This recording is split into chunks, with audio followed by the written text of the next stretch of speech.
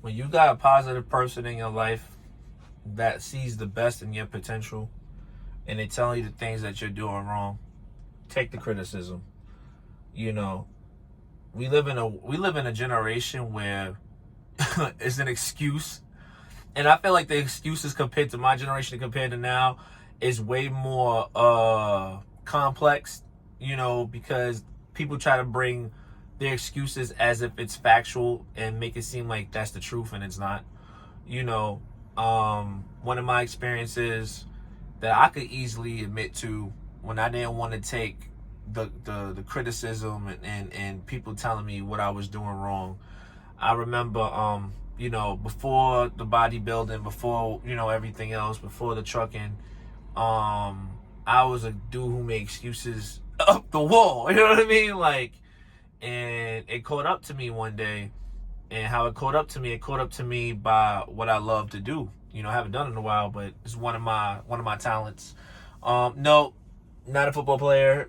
Nope, not a basketball player. Nah, I was a fencer. I fence saber. That was my thing. Touche.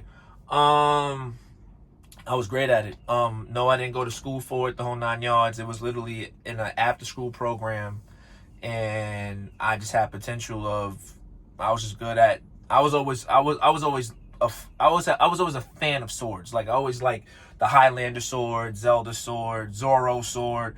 Pause. You know what I'm saying? That was just my niche. You know what I mean? And still to this very day, I always will say, to me, guns are cool. You know what I mean? But swords is just my thing. You know what I mean? That's just it's just something cool about a sword. And I got so good that I went to the nationals. I was supposed to be an Olympian, real talk. But I let my anger, my frustrations as a kid, going through what I was going through, override my judgment. You know what I mean? I was so good to where I was competing against people who had years in this thing. Knew every technique, but I knew the techniques they knew better.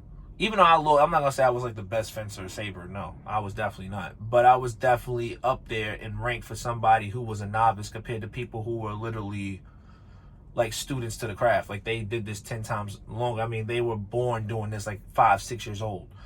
I'm coming in at 12, 13, killing the game. You know what I'm saying? Going to these, they call them meets. That's just what they're called. And take it for what you will. That's what it's called. And literally I would do my thing. If it was 5 people I competed with, I was winning 3 out of 5. You know what I mean? To where, my coach, my sensei, Bill Todrak, shout out to him, even he saw my potential and couldn't believe my potential and was let me train you. He got me so good in training me that I got better than him. You know what I mean? And he told me I was ready to go ahead and go against the Nationals, but I didn't believe it. And he kept saying it was up to me what I wanted to do at that point. And I literally I got there. You know what I mean? Made it to the Nationals, the PTA paid for it from my school. Mind you, I was no grade A student. That school ain't there no more, but I used to go to John M. Coleman 271. That was my middle school. I was going through many different things. I was going through therapy. I was going to, I wasn't even going to school. I was doing all the wrong things. I wasn't even attending school. Just wasn't in the right state of mind. But fencing kind of kept me there. But they paid for the funding of the school. For me to go to the Nationals in Sacramento, California. Got to Sacramento, California. We went to the first meet, whatever the case may be. Knocking people down. Just it wasn't even no comparison. I'm just going through it. Mind you, majority of it at the time, I know it's probably changed, but at one point it was, it was more whites than it was blacks. He had some Indians in there. You know what I mean? Shout out to the Indians. And I remember it was my last round because I my other round I did great, so I got passed on to the next one, and literally it was just it goes down the scale of I don't know how many, maybe 100, maybe 200, but it's they're trying to see who's going to be in that top at the top 50, top 20. I don't know how that went. You know what I mean? But had the suit, Corey Peterson, USA, We fenced electric. That's when they put the electric suit over your armor. You know what I'm saying? Fencers, y'all know what I'm talking about. And yeah, I remember getting to the nationals, getting up there in rank. You know, my stepfather was cool, like, yo, you gonna make it, you doing good. My coach is like, you need to just stay consistent and stay strong and stop being so headstrong. You're too much in your head at times. I can tell you doing that in the midst of the battle. But at the time, a lot of my fencing was based off of anger. That's what it was. It was just anger the whole entire time. When I was doing it. So, pardon me. So there was this kid, you know what I mean? And this kid comes on, whatever. He gets on the stage, white kid, blonde hair, blue eyes.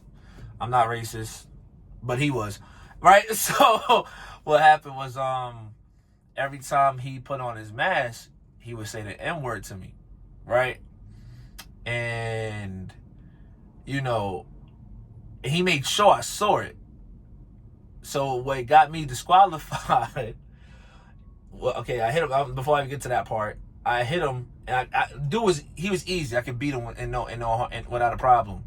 And my coach was like, you're letting this dude get to your head. He's not even that good. And you keep hitting him, and you know what you're doing. Stop doing it, right? So I got flagged for it, right? He said it again. That's what the kid wanted to do. I was trying to break this kid's arm off. I'm just being honest. I was whacking the crap out that dude's hand. And if you see this, may God forgive me, I'm a different person, but you deserve that. Like, if you ever see me in the video, yo, you deserved every bit of it. You know what I mean? I know it's been a long time. I hope everything is good with you, but you deserved it. I wanted to chop your arm off. I'm just being honest, right? And it got to a point where I got disqualified, right? They tried to give me another chance, but it took me out of my moment. And I didn't realize how golden that moment was when everybody was like, yo, you went to the nationals, you did this, you did that. Cool, yeah, I did, but I didn't honor it the way I should have, and I didn't take the criticism when my coach was trying to tell me different. I was listening to myself. I could have been using that energy and turned it into a positive and just skyrocketed and did the best that I knew I could have did. But because my anger got the best of me, it overrided my judgment, and I pretty much fumbled the bag in that situation. I hold myself accountable highly from that. So people who are into sports, people who are into, people see your potential. It could be sports, pool, gaming, whatever. If you got a coach that's telling you where you're messing up at or what they're saying, hey, don't do this, don't do that, because you're literally taking away from, what you're not using your brain thoroughly because you're doing everything off of anger. You're only using tunnel vision. Don't do it. Listen to what they're telling you, because it's for the best of the benefit. And at the same time, your coach is your team. It ain't just you. Just being honest. Just want to give that information. All right. I'll holler at y'all. Peace.